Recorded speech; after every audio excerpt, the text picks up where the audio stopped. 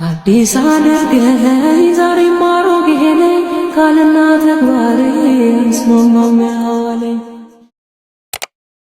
እውቀታችን እንዳይወሰድብን እንዳይሰለብ ገንዘባችን ጤንነታችን እድላችን እንዳይወሰድ ባለበት እንዲቀመጥ መጸለይ ያለብን አንድ ጸሎት አለ። አንደኛ ከእውቀት ጋር ከሆነ መልካው ዑራኤል ወይም ድርሳነ ዑራኤል መጸለይ ነው። የእውቀት መልአክ ስለሆነ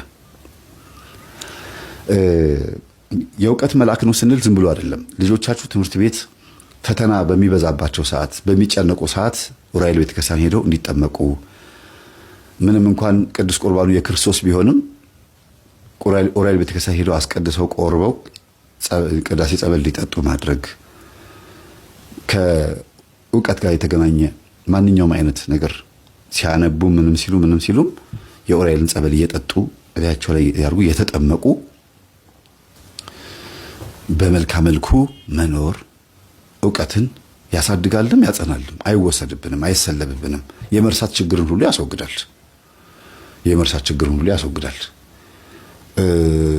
በርሜል ቅዱስ ጊዮርጊስ በዚህ አጋጣሚ ልናገር ፈልገው የአእምሮ ዝግመት ችግር ያለባቸው የሚጥል በሽታ ያለባቸው ሰዎች ሄደው ቢጠመቁ መልካም ነው። ብዙ ሰው ሲድን አይቻለሁ። ይሄን እንደ ምስክርነት ነው የምሰጠው። በጣም ብዙ ሰው እንደ አንድ መረጃም ጭምር ነው።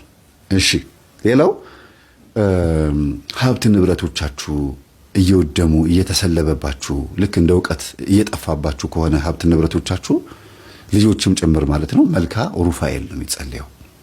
መልካ ሩፋኤል በቃ በእርግጥ አባካኝ ሆነን እኛ ገንዘቡን እንደፈለግን እየመዘዝን ሰይጣን አባከነብኝ ማለት የለብንም። ግን ምኞቶቻችንና ፍላጎቶቻችንን ሰብስበን መቀመጥ የምንችለው መልካም መልኩን ስንጸልይ ነው። በየቀኑ ጣፋጭ የሚበላ በየቀኑ ልብስ የሚገዛ በየቀኑ በየጊዜው በየሳምንቱ አዳዲስ ልብሶችን የምትገዛ ወይም ደግሞ ሁሉ አማረሽን ገበያ አታውጣት አይነት ነገር ከሆነ ያን ስሜት የሚያመጣው መንፈስ በመልካም መልኩ ነው የምንመታው፣ በድርሳኑ ነው የምንመታው፣ የሩፋኤልን ጸበል በመጠጣት ነው። ለሁሉ መላእክቶች የራሳቸው የተሰጣቸው ነገር አለ፣ ጤንነታችሁም ጭምር ማለት ነው። ሌላው የዛር መንፈስ ብዙ ጊዜ ግብር እያስገበረ ካስቸገረ፣ ለምሳሌ ደም እያስደማ በፔሪየድ ሊሆን ይችላል። ወንዶች ደም እያስቀመጣቸው ሊሆን ይችላል። ነስር እየነሰራቸው ሊሆን ይችላል። እየተደባደባችሁ ደማችሁ እየፈሰሰ ሊሆን ይችላል። እንደገና ደግሞ ቁስል እያመጣ ከክበከክ እያደረገ ህመም እያመጣ ግብሩን የሚፈልግ የቤተሰብ የዛር መንፈስ አለ። ብዙ ጊዜ በሽታ የለዋወጠ ቤት ውስጥ የሚያንከባልል ሊቀ መላእክት ቅዱስ ገብርኤልን ጥሩት። መልካም መልኩን ጸልዩ፣ ድርሳኑን ጸልዩ፣ ጸበሉን ተጠመቁ። ይሄ በድርሳን ማነው በመጽሐፈ ሄኖክ ላይ ስልጣን ተሰጥቶታል። ለሁሉ መላእክት ስልጣን ተሰጥቷቸዋል። በእባቡ ላይና በጊንጡ ላይ ማለት በዛሩ ላይ ሾም ያለው ተብሎ የተባለው ማን ነው? ቅዱስ። ሁሉም እኮ ዛሩ ያባረራሉ፣ ግን ይሄ ስልጣን ድርሻ አለው የየራሳቸውና ቃልቻውን ይሄ ጨሌ ምናምን የሚባለው ነገር በሙሉ ብትንትኑን የሚያወጣው ቅዱስ ገብርኤል ነው። ቅዱስ ሚካኤል ደግሞ ትዳር ላይ መጥቶ የሚበጠብጠውን፣ ሰላም እንዳይኖር ከተማን የሚበጠብጠውን፣ ፍቅር እንዳይኖር እርጋታ እንዳይኖር ሁከት የሚያመጣውን እንዲሁም ደግሞ ከስሩ ያሉትን ገብርኤልን ሚካኤልን ሩፋኤልን እየላከ ችግሮቻችንን የሚያስወግድልን ቅዱስ ሚካኤል ነው። የገዳማውያን አባቶቻችንን የመናንያንን የመነኮሳትን ስጋ ፍትወት ሲመጣባቸው ስክን የሚያደርግላቸው የሚያበርድላቸው በስግደት በጾም በጸሎት እንዲበረቱ ሰዓቱን ጠብቀው ተነስተው እየቀሰቀሰ 9 ሰዓት ላይ እንዲጸልዩ የሚያደርግ ሌሊቱን ሙሉ በጸሎት እንዲተጉ በገዳም የመጽናት የመታገስ አንድ ነገር የመቻል የመቋቋም ቻሌንጅ የማድረግ ስልጣን የሚሰጥ ቅዱስ ሚካኤል ነው። በጣም በጣም ታጋሽ ግን ዝም ይላል። ሚካኤል አርመመ ወገብርኤል ተደመነ የሚለው ወረቡ ራሱ ሲወርቡ አባቶቻችን ሚካኤል ታገሰ፣ ዝም ማለት ጸጥ አለ። አርምሞ ማለት ዝምታ ማለት ነው። ገብርኤል ግን ተገረመ ሲል ምን ማለት ነው? እንዴት የፈጠራቸውን አምላካቸውን ይሰቅላሉ ብሎ ሰይፉን ከሰማይ ወረወረ ነው የሚለው። የቤተ መቅደስ መጋረጃ ለሁለት ተከፈለ ከሚለው ጋር ማለት ነው ሲያያዝ ምንድነው የሚካኤል ትልቁ በቃ በጣም ለየት ያለ ባህሪው መልአካዊ እርዳታው ለኛ መልአካዊ እርዳታው ጸባይኛ ያደርጋል። በጣም ትህትና ያላቸው ሰዎች ብዙ ጊዜ ከቅዱስ ሚካኤል በረከት አግኝተዋል። በተክሊል ተጋብተውም የሚበጣበጡ ባለትዳሮች ካሉ ጸልዩላቸው በመልክአ ሚካኤልና በድርሳነ ሚካኤል። በቁርባን ተጋብተው በተክሊል ተጋብተው ቤት ውስጥ ብጥብጥ የሚያደርጋችሁ ሰው ካለ ያወቃችሁትም ሰው ይኖር ያላወቃችሁትም ሰው ይኖር አጋልጥም በሉት። ከዚህ ቤትም አጥፋ ሚስጥሩን ግለጥልን ካላችሁት ያወጣል። ሰላም ነው የሚፈልገው ቅዱስ ሚካኤል ባለበት ቦታ ላይ እርግጥ ፍሎ ይሄ ደስ የሚል እንዴት ነው አንዳንድ ወንዝ ቦታ ላይ የሚሄዱ ሰዎች እኮ ውሃው ሲወርድ ሲያዩት ደስ ይላቸዋል አይደለም? በጣም እየተገላበጠ የሚመጣ ውሃ እኮ እንዴ ብላችሁ ነው የሚሸሹት። እና ረጋ ያለ ነገር ነው እና ጥልቀት ያለው ውሃ ከላይ ረጋ ያለ ነው። ፍሬ ያዘ የስንዴ ዘለላ ይላሉ አባቶች፣ አንገቱን ይደፋል። ትትና ያለው ሰው ዕውቀት ያለው ሰው ዕውቀቱ መንፈሳዊ የሆነ ምግባሩ ከዕውቀቱ ጋር ከመንፈሳዊት ጋር ያስተሳሰረ ሰው ትትና ያለው ለማለት ፈልገው ነው። እና ብዙ ጊዜ እንደዚህ አይነት ነገር ካጋጠማችሁ መልክአ ሚካኤል ጸልዩ፣ ከቅዱስ ሚካኤል ጋር ተቀራረቡ። የመቅበዝበዝ የመጨነቅ ዝም ብሎ የመፍራት ማታ ማታ የመባተት ካለ መልክአ ሚካኤል ጸልዩ ወይም ድርሳነ ሚካኤል ጸልዩ። እንደገና ደግሞ ቅዥ ያለ ንግግር ቶሎ ቶሎ የመለፍለፍ ከተናገራችሁ በኋላ ዋጋ የሚያስከፍል ቃላት ከተናገራችሁ በኋላ ዋጋ ከፍላችሁ በቃ ብዙ እንትን ውስጥ ከገባችሁ መልክአ ሚካኤል ጸልዩ። ሰከን ብዙ ማዳመጥን ትንሽ መናገርን ያስተምራል ይባላል ቅዱስ ሚካኤል። ስትናገሩ ድምጸታችሁ ራሱ የተስተካከለ ይሆናል። የተገራ ንግግር ይሆናል። ሰው የሚያስደነግጥ ሳይሆን ሰውን የሚስብ ይሆናል። እርጋታ ያለው ንግግር ብዙ ጊዜ ሰዎችን ይማርካል ይባላል። እነዚህ የመሳሰሉ አካባቢዎች ያሉትን ነገሮች ቅዱስ ሚካኤል ሰዎችን ይመግባል፣ ያገለግላልና ከበረከቱ ከእርዳታው ከዚህ እርዳታው በረከት እናገኝ ዘንድ መልክአ ሚካኤል እንጸልይ። ሌላው ደግሞ በህይወታችን ውስጥ አንዴ ለቅሶ፣ አንዴ ደስታ፣ አንዴ ሐዘን፣ አንዴ በቃ ድብልቅልቅ ያለ ነገር የምትኖሩ ከሆነ ጨራው አልጨበጥ ያላችሁ ላይፍ የተዘበራረቀ ጨለማና ብርሃን ከተፈራረቀባችሁ መልክአ ራጉኤልን ጸልዩ። መልክአ ራጉኤል በህይወታችን ውስጥ ጨለማና ብርሃን የሆነው ላይፋችንን ክፉ ነገር ሲመጣ ለበጎ እንዲሆን አድርጎ እንድንቀበለው አድርጎ ማይቀርልን ከሆነ ክፉ ነገር ከእግዚአብሔር የመጣ ከሆነ ነው። ታዲያ ከሰይጣን የመጣ ከሆነ ያስወግድላችሁና ያጽናናችኋል። ከእግዚአብሔር የመጣ ቅጣት ከእግዚአብሔር የመጣ ከሆነ እንድትበረቱ ካልደፈረሰ አይጠራም የሚያስብል ነገር ከመጣባችሁ ድፍርሱ ሰዓት ላይ እንዲጠራ እስኪጠራ ድረስ እንድትጽናኑ ያደርጋችኋል ማለት ነው። እና እንደየባህሪያቸው ነው የሚሄዱት። ሌላው መልክአ ሩፋኤል ነው። ማን ነው? መልክአ ፋኑኤል ነው። ቅዱስ ፋኑኤል ምን ያደርጋል መሰላችሁ? እጅግ በጣም የሚገርማችሁ በረሃብ በርዛት ሰዎች እንዳይሞቱ ያግዛል እና ገንዘባችሁን ለተራቡ ሰዎች እንድትሰጡ የመገፋፋት፣ ለታረዙ ሰዎች እንድታለብሱ፣ የታሰሩት እንድትጠይቁ፣ ምስኪኖችን እንድትረዱ፣ ድሃዎችን እንድትረዱ ብቻ አይደለም ድሃ እንድታስጠጉ፣ ኑሯችሁ ሐሳባችሁ ሁሉ ከነሱ ጋር እንዲሆን የማድረግ ኃይል አለው እና ብዙ ጊዜ ቅምጥል ህይወት ካላችሁ ጥሩ አይደለም። ይሄ ካልጋ ላለመውረድ፣ ከሚሞቀው አንሶላችሁ ውስጥ ላለመውጣት፣ ዝናብ ሲመጣ በሚያምር አንሶላ ውስጥ ተጠቅላችሁ ድሃን የማታስቡ ከሆነ ዝናብ ዶፍ ሲያወርድ፣ ንፋሱ ሲመጣ፣ ጨለማ ሲመጣ በዚህ ሰዓት ጎዳና ልጆች እንዴት ሆኖ ይሆን? ጎርፉ መጣባቸው ተወስዶ ይሆን? እንዴት ምን ለብሰዋል? ይሄ ሁሉ እየወረዳው ምን ውስጥ ናቸው? እኛስ ተኝተናል። ዝናብ ሲመጣ ደስ ይላል፣ እንቅልፍ ደስ ይላል። በዛ ሰዓት ግን እነዛ ልጆች የት ነው ያሉት? ምን እያደረጉ ነው? እንቅልፍስ ወስዷቸዋል ብሎ ማሰብ የማይችል ጭንቅላት ካላችሁ እንግዲህ መልክአ ፋኑኤልን መጸለይ ነው። መልክአ ፋኑኤል ስትጸልዩ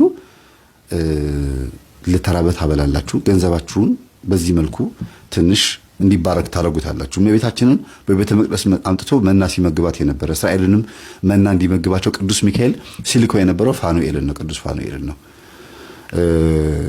ከዚህ ከምግብ ጋር በተገናኘ ብቻ ሳይሆን የነፍስንም ምግብ ራሱ የነፍሳችን ምግብ እንድንበላ ለቅዱስ ቁርባን እንድንበቃ ሁሉ የመገፋፋት ኃይልም አለው ቅዱስ ፋኑኤል። ቅዱስ ሳቁኤልና ቅዱስ አፍኒን ደግሞ የሚባሉ ሁለት መላእክቶች አሉ። ብዙ ሰው ማያውቃቸው፣ ስዕላቸውን ብዙም አታውቋቸውም። አንድ ሰዓሊ ሲስላቸው አይቻለሁ፣ ቅዱስ ሳቁኤልና ቅዱስ አፍኒንን። እነዚህ ደግሞ ከድንገተኛ አደጋ ያድናሉ። መኪና ሲገለበጥ፣ የተወረወረ ዕቃ ሲመጣ፣ የሆነ ነገር ብቻ ድንገተኛ የሚባሉ አደጋዎች ሲመጡ የማትረፍ የማዳን ከሞት የማዳን ስልጣን ተሰጥቷቸዋል። ያለ ቀናችን እንዳንሞት ሞተንም ከሆነ ነፍሳችን ከስጋችን ሳትለይ በአልጋ ላይ ማቀቅን ምንም አለም እንድንተርፍ የማድረግ ከድንገተኛ ነገር ብዙ ሰዎች ተረፉ ይባላል። ህፃናት ራሱ መኪና ተገልብጦ አዋቂ ሞቶ ህፃናት ይተርፋሉ። ቀናችሁ ሳይሆን እንዳትሞቱ ከእግዚአብሔር ጋር በተሰጣቸው ስልጣን ከአጋንንት እጅ ነጥቀውም ወደ ነፍሳችሁ ወደ ስጋችሁ ነፍሳችሁን የመመለስ ስልጣን አላቸው እና ከድንገተኛ አደጋ አድነኝ ብላችሁ ስትጸልዩ የሚደርሱት እነዚህ ናቸው። እናንተ የምትጸልዩት ወደ እግዚአብሔር ነው። መላእክቶች ግን እንደየስራቸው እየመጡ ያገለግላሉ ማለት ነው። መስሪያ ቤት ለምሳሌ ስራ አስኪያጁ ድርጅቱን የከፈተው ጨርቃጨርቅ ፋብሪካ ከሆነ ድርጅቱ የሰራው ጨርቃጨርቅ ፋብሪካ ልብሱን የምትገዙት ከስራ አስኪያጁ አይደለም። ስራ አስኪያጁ ድርጅቱን የሚያስተዳድረው እንደ ስራ አስኪያጅነቱ ዋና ዋና ስራዎችን ነው። ከስር ግን ዲስፕሌይ ይኖራል፣ ሰርቶ ማሳያ ሱቅ ይኖራል፣ ከዛ ጨርቁን የሚቆራርጥ ይኖራል፣ የሚያጠብ ይኖራል፣ ምናምን ማሽን የሚጠግን ይኖራል። እያንዳንዱ ነገር የሚሰራ የፋብሪካውንም ስራ የሚሰራ አለ። ከዛ ልብሱ ከተመረተ በኋላ ወደ ህዝብ ደግሞ የሚያደርስም አለ።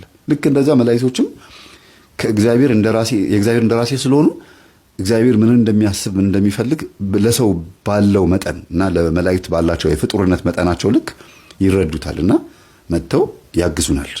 አንዳንድ ጊዜ እግዚአብሔር ሳያዛቸውም የእግዚአብሔር እንደራሴ ሆነው ሰርተው ይሄዳሉ። ለምን? ቅንዓትም ስለሆነ ነው። እግዚአብሔር ሲሰደብ፣ እግዚአብሔር ሲወቀስ ወይም ቤተ መቅደሱ ሲቆሽሽ ማየት ስለማይፈልጉ ቀጥተው የሚመለሱበት ጊዜ አለ። ነብዩ ዘካርያስን ታውቁታላችሁ። ማን ነው? ካህኑ ዘካርያስ። ካህኑ ዘካርያስ የመጥምቁ ዮሐንስ አባት ማለት ነው። ወንድ ልጅ ትወልዳለህ፣ ኤልሳቤጥ ሚስትህም ትወልዳለች ሲለው ጊዜ አላምን ሲል አንደበቱን ዘጋው ይላል። አንደበቱን ዘጋው አልተባለም፣ ሂድና አብስሮን የተባለው ግን አንደበቱን ዘግቶ ይሄን እስክታይ ድረስ አንደበት ይዘጋል፣ ልጁ ሲወለድ አንደበት ይከፈታል ብሎት ነበረ። ተከፈተ። ስለዚህ ሊያበስር መጥቶ በዛውም የራሱን ስራ ሰርቶ የሚሄድበትም ጊዜ አለ። የግዴታ እግዚአብሔር ያዘዘው ብቻ አለ የሚሰራው። ይቅር አይልምና አታስመርሩት የተባለው ለምንድን ነው? በራሱም መንገድ ስለሚሄድ ነው። መላእክቶች ነፃ ፈቃድም ስላላቸው ነው። ቅዱሳን ስለሆኑ የእግዚአብሔር እንደራሴዎች ናቸው። የእግዚአብሔር እንደራሴዎች ከሆኑ ደግሞ እግዚአብሔር ምን እንደሚፈልግ ያውቃሉ። እንደ መጽሐፍ ቅዱስም ሕግም ይሄዳሉ፣ እንደ ፍቅር ሕግም ይሄዳሉ። አንዳንዴ ፍቅርን አስበልጠው ከሕጉ ውጪ የሚሄዱበት ጊዜ አለ። ሕጉ ከተጻፈው አልፈው ፍቅርን ብቻ አሳይተው የሚመለሱበት ጊዜ አለ። እንደዚህ ይደረጋል እንዴ ብላችሁ የምትሉት ከተጻፈው ውጪ ሆነው መላእክቶች የሰሩትን ስራ ብዙ ቦታ አንብበናልና ይሄን የመሰለ ስለተማማረን የአምላካችን ስም የተመሰገነ ይሁን። ዛሬ በጣም ብዙ ነገር ባወራም ትንሽ ፍሬ ነገር እንዲያዛችሁ ተስፋ አደርጋለሁ። ሰላሙን ልጆቹ ቀረን 5-6 እንደው ቤት ላይ ቀርተን አሁን ቆረበች ስጋና ደሙን ተቀበለች። አቃጠለችኝ። ምንድነው? እንዴት ታዲያ? ለምን ቤት ቀረህ? እሷ ሮም ስትመጣ በቃ እሷ ላይ ነበር። እሷን እዛ አልሄደችም ነበር። እሷ ላይ ነበርኩኝ። የቷ ላይ ነበር? ህፃኗ ላይ ምን ታረጋታለህ? ቆሳስላታለሁ። ጭንቅላቷን ምናምኗን አይኗ ሁሉ መነጽር ያደርስ። የተሰወረብን ነገር ነው። ፕሮፌሰሮቻችን ዶክተሮቻችን ያላጨበጨቡበት ነገር ነው። ሊገልጹት ያልፈለጉት ነገር ነው። ምሁራኖቻችን ሳይንቲስቶቻችን እንዲህ አይነት ነገር ላይ ትኩረት ያልሰጡበት ነገር ነው። ዓለም ያላጨበጨበለትን ምንም ልናቅ አንፈልግም፣ ልንረዳ አንፈልግም። ለቀር የምትሄደው? አዎ ሄዳለሁ። አቃጠለችኝ። ልጇ ላይ ለምንድን ነው የምትሄደው? ልጇ ላይ ለምን ትሄዳለህ? ወዳታለሁ፣ እሷም ትወዳታለች። ታዲያ የእሷ መውደድ የልጅነት የእናትነት ነው። የአንተ መውደድ ምንድን ነው? በቃ እንዳሰቃይ መውደድ ምንድን ነው? በቃ እንዳሰቃይ ያስቂኝ ብጥብጥ እንዳረጋቸው ቤተሰቦችን በሙሉ ብጥብጥ እንደ ፍቅር በመበጥበጥ ነው እንደሚለካው። አዎ ገንዘብ በማጥፋት በመበጥበጥ በማስለቀስ በሁሉም ነገር ቁረቧ ነው ያናደደ። አዎ ለምን ትቆርባለች? ለምን ቆረበች? እሱ ነው ያናደደኝ። አቃጠለ። ዛር ሰይጣን ዛር አጋንንት ነው። ዛር ሰይጣን ነው። አይኗን ለምን ልጅቱ ላይ ሄድክ? ከሷ ከእናትየው አይን ነው ወደ ልጅቱ ሄድከው? አዎ የእናቲቱ መነጽር አላት። ሮማ ከመጣች በኋላ ጣለችው መነጽሩን። አዎ በፊት በእንትን መነጽር ነበር። የማንበቢያ መነጽር። ትምህርት የለም ዜሮ ዜሮ ዜሮ ዜሮ ሁሉ ነገር ዜሮ። ለምን ዜሮ አደረከው? ትምህርቱ ዜሮ አይገባትም። እሷ ትምህርት ኧረ እንዲገባት አልፈልግም፣ እንዲገባት አልፈልግም። ዋናው የስነ እውቀት አካሄዶች ላይ ግራ ተጋብተን እንድትኖር ከሚያደርግ የመንፈስ ጥበብ ውስጥ ማደንቆር ነው። የማደንቆር መንፈስ ነው። በል ተመርከካለ ባጥናው ጠቅሰው ጠላት በእናት ውስጥ የልጅንም ስነ ልቦና የሚያደክም መንፈስ በእናት ውስጥ፣ አእምሮን የሚይዝ መንፈስ በእናት ውስጥ አስቡ። ዓይንን የሚያደበዝዝ መንፈስ በእናት ውስጥ። በመንፈስ ተወለድን። አይ ዳዊት ያለው ልክ ነበር። በል ማን ነው ስም እኮ ዛር ሰይጣን ዛር አጋር ስንት ናችሁ? 33 ነን። 33 33ታችሁም ከእናት ነው የመጣችሁት? አዎ ከእናት ከአባት አለ የሚያመልኩበት። አሁንም በዘንዶ ያመልካሉ። እናት አባት የላት፣ እህት የላት፣ ወንድም የላት። ሁሉን ጨርሻለሁ። ሁሉን። የት ሀገር ነው በዘንዶ የሚያመልኩት? ጎጃም ናቸው። ጎጃም በዘንዶ? አዎ በዘንዶ። ታዲያ እንዴት ብለን እንልቀቅ? ሁሉንም ጨርሰን አሁን ወደዚህ ደግሞ እሷ መጣ። ታዲያ ክርስቶስ አሁን ከገባ አንተ ምን ታደርጋለህ? ለቀህ መሄድ ነው እንጂ። አዎ ሄዳለሁ። ኧረ አስጠላችኝ፣ በቃኝ። ቆሻሻ ናት፣ ቆሻሻ። ቤቱ ሁሉ ቆሻሻ ነው። እንደዚህ ሞልታዋለች፣ እንደዚህ ሞልታለች፣ ማርያምም ሞልታለች። ስዕሉ ነው ታስጠላለች። ስዕሉ ምኑ ነው የፈራው? ቤት ውስጥ ማት ነው። ቤተ ክርስቲያን ይመስላል ቤቱ። እሺ አልፈልግም፣ በቃኝ። ስለዚህ መሄድ ነው። አዎ መሄድ በቃኝ። መውጫው መግቢያው ላይ በመጽሐፈ ኢያሱ ይላል፣ ቃሉን በግድግዳ ላይ በመቃንህ ላይ አድርገው፣ ስትወጣም ስትገባም ተመልከት፣ ወደ ግራም ወደ ቀኝም አትበል በማለት ይናገራል። ስለዚህ ስዕሉን በምናይበት ጊዜ ክፋትን እንዳትለማመዱ በራሱ ያግዛል። ስዕሎች ከቤቶቻችን በጠፉበት ጊዜ ግን የተራቆቱ የህንድ ፎቶግራፎችን ማስታወሻ እያደረግን ነበረ ሁል ጊዜ በስጦታ መልክ እንኳን የምናደርገው። ግራ የተጋባን ወደ ማናቀው ዓለም የምንሄድ ወገኖች መሆናችንን በደንብ አሳይተናል። በላሁን በጣም አብለጣ ተርበ አጋንንት ሰይጣን ዛሩ ሰይጣን ዛር ነኝ። ሰይጣን ዛር። እሺ በኢየሱስ ክርስቶስ ስም፣ በስላሴ ስም፣ በወላዲት አምላክ ስም፣ በቅዱስ ሚካኤል ስም ወደ ሲኦል እንገባለን። በቅዱስ ገብርኤል ሲኦል ታስረናል። ቶሎ 7 ቁጥር 7 ቁጥር ነው። እግዚአብሔር ይገሰጽ።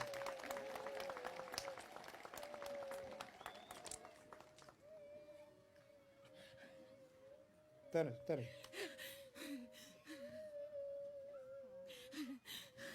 ማነሽ?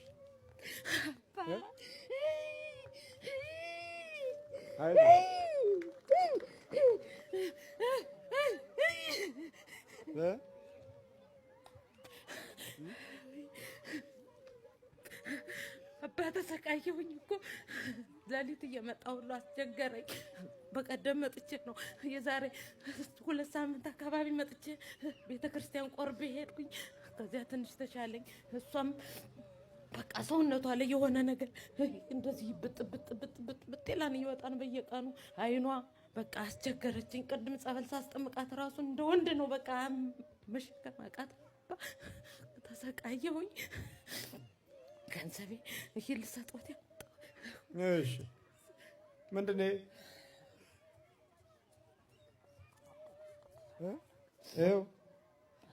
እሺ በቃ ተሰቃየሁ አባ።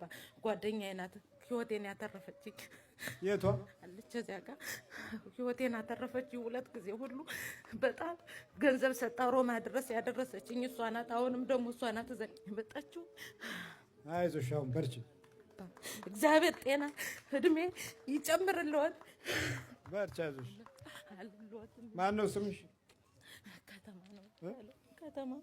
እናትሽ ቀድሞ ቤተሰቦችሽ በዘንዶ ያመልካሉ ታውቂያለሽ? አውቃለሁ አባ። እኔ ያለኔ የፍየል ስጋ ራሱ አትብይ እግርሽ ጆሮሽ ያብጣን ሲሉኝ እኔ እበላለሁ። እነሱ ግን አትብይ ጆሮሽ ያብጣን እግርሽ ያብጣን ትሞቻለሽ ይሉኛል። እኔ ግን በእነሱ አላመልክም። ግን ዘንዶ ያመልካሉ። ዘንዶ አለበት ቦታ ላይ ያመልካሉ። እኔ 15 ዓመቴ ነው ከተለያየው ከቤተሰቦቼ ጋር። የት ሀገር ነው? ጎጃም ባህር ዳር። ባህር ዳር። አዎ። በዚህ በአዲስ ኪዳን ዘመን ወደ ዘንዶነት የተለወጠ ትውልድ የበዛበት ጊዜ ነው። ተመልከት። ቤተሰብ የለኝ። ጉድ እኮ ነው። አለቁ። ምንም ቤተሰብ የለኝ። እሱን አምልኮ ምን እድሜ ያለን ቻይና ያለው ልጆችና እኔ ብቻ ነን። የቀረ ነው። ሁሉንም ጨርሷቸዋል።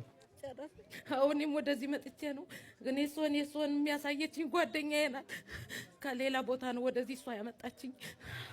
በይ በርቺ፣ ህይወቴን ያተረፈችው በርቺ፣ በይ በርቺ፣ በርቺ፣ እግዚአብሔር ይስጥልኝ። በርቺ። ልጇ ያለው ኮንታክት አይሰራም ነው የልጇን አይነ በላውት ነኝ ለዋላ ቁጭ ብለህ ነው የምታያት? ልጅቱ በኮንታክት ነው የምታያት? ትክ ብያታለሁ። እሷ ላይም ባሏ ላይም ሁኛ ያታለሁ።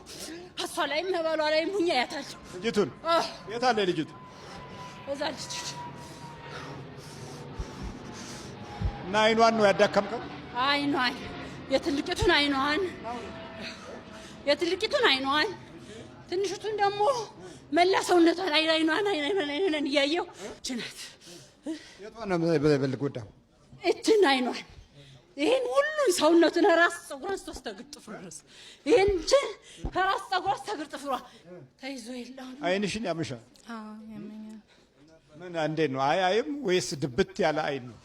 አይ በፊት በህፃንነት የጀመረና እዛ በቃ ቴሌቪዥን ወይም ኮምፒውተር በጣም ስለተጠቀምኩኝ ነው ብሎ መነጽር ታዘዘልኝ። እዛ አሁን ኮንታክት አደረጋል። ኮንታክት ነው ያለው? አዎ። የሚገርም ነው። አንተ ነህ አይናቸውን የምታዳክመው? እኔ እንደዚህ አሁን እንደምታያት አይደለችም። ታምር ነበረ፣ ቅርጿ ሰውነቷ ያምር ነበር። እሺ። አሁን ትክብ ያየሁና አደረኳት። ለምን አማረችኝ ሳያት። ከዛ ታዲያ እነሱን ለምን ታያቸዋለህ? እዚህ አይን ያለው በእሷ አይን ላይ ሆነህ አንተ ነህ የምታየው? አዎ እኔ ነኝ። እኔ ይሄ ነው ሁሉ እቺኛይቱ ትወዳለች ህፃኗ።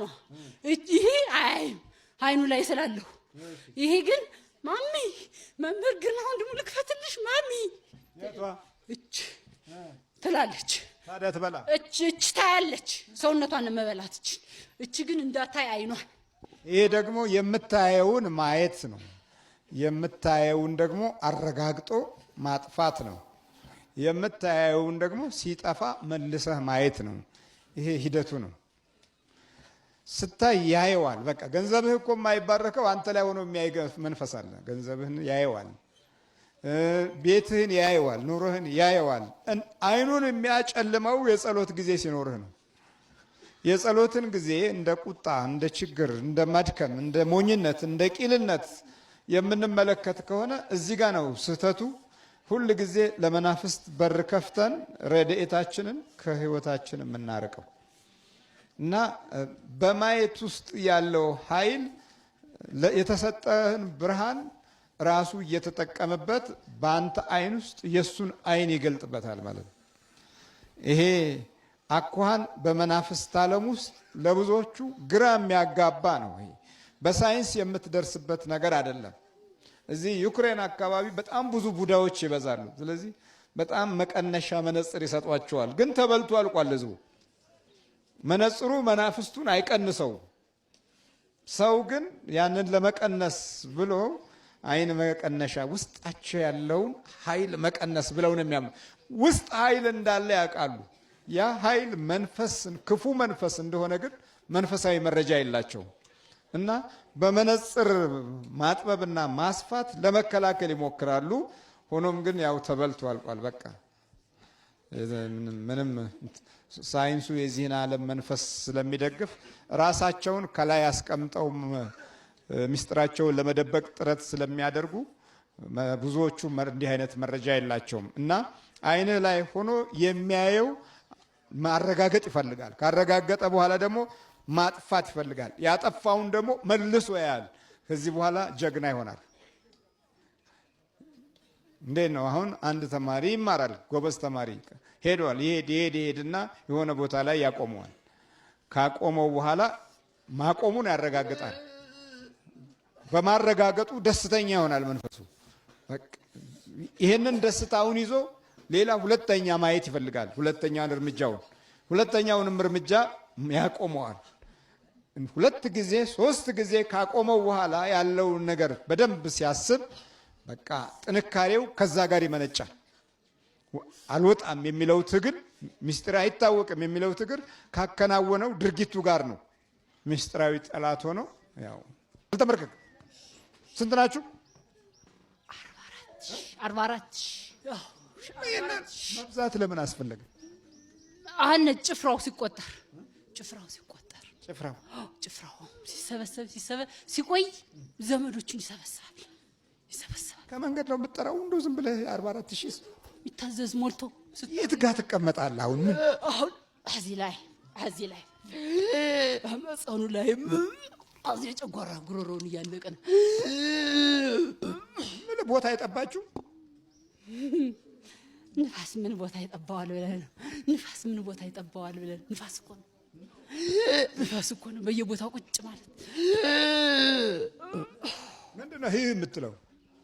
በምግብ ነው የገባሁ ብያለሁ። በምግብ ነው የገባሁ እኮ አልኩ። በሚበላ አድርጌ በምግብ በሚገቡ ጊዜ አንዳንድ ምልክቶች አሉት። ማክሳት፣ የገባበትን ነገር ስትመገቡ ማቅለሽለሽ፣ ወይም ደግሞ እንደዚሁ የገባበትን ነገር ስትመገቡ ማመም፣ መንፋት፣ እንደዚሁ ከውስጥ በኩል አላስፈላጊ የሆነ ግሳት ማክሳት፣ እነዚህ ነገሮች የምግብ መግባት ምልክቶች ናቸው። ልጅ እንግዲህ ወዲህ ምንም አይመችም። ምንም አትመች። አስቀይች 40 ዓመት ሙሉ የተቀመጠ መንፈስ ዝም ብሎ አይቀመጥም። ጓደኞቹን ይሰበስባል። ከየመንገዱ እየጠራ ዝም ብሎ ማጠራቀም ነው። የንብ ቀፎ ማለት ነው። ልክ የንብ ቀፎ አይጣላም መቼም ከንቦቹ ጋር። ንቦቹ ቀፎውን ቢጣሉት ምንም የሚያመጡት ነገር የለም። ልክ እንደዛ ማለት ነው። እና ቦታውን በስፋት በሌላ መንፈስ እያስያዘ አንዳንዴ ምን ያደርጋል? ይበተናል። ያ አብሮ የቆየው ወደ ኑሮ ውስጥ ይበተናል፣ ወደ ቤተሰብ ውስጥ ይበተናል። ከመብዛቱ የተነሳ ሲበተን ደግሞ እኩል ጥፋቱ እየጨመረ ይመጣል። ባልየው የሚጸልይ ከሆነ ወደ ባል ጋር ሄደው ድሪቶ ይሆናሉ፣ የእንቅልፍ ድሪቶ። እንደዚህ እየሆኑ ቤተሰብ ውስጥ ያው አስቸጋሪ ነው። በል ተዘጋጅ። የትም አታመልጥም አልኩህ። አታመልጥም ብላለች። አታመልጥም። መድኃኒዓለም ክርስቶስ ይረዳኛል፣ መድኃኒቴ ጌታዬ ይረዳኛል። አታመልጣት ተደብቀ እያለች አስቀምጠኛል። በል ተዘጋጅ።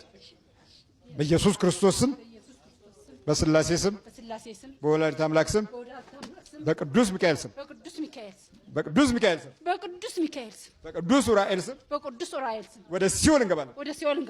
ቶሎ ሰባቱ ጮነቱ ትርበል ልቀቅ። ወደ ሲኦል ግባ። ኢየሱስ ክርስቶስ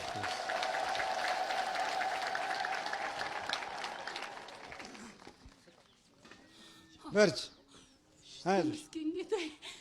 እግዚአብሔር ተመስገን ይሁን። ተመስገን ፈጣሪ አመስግኑልኝ። እግዚአብሔር ተመስገን ይሁን። አባ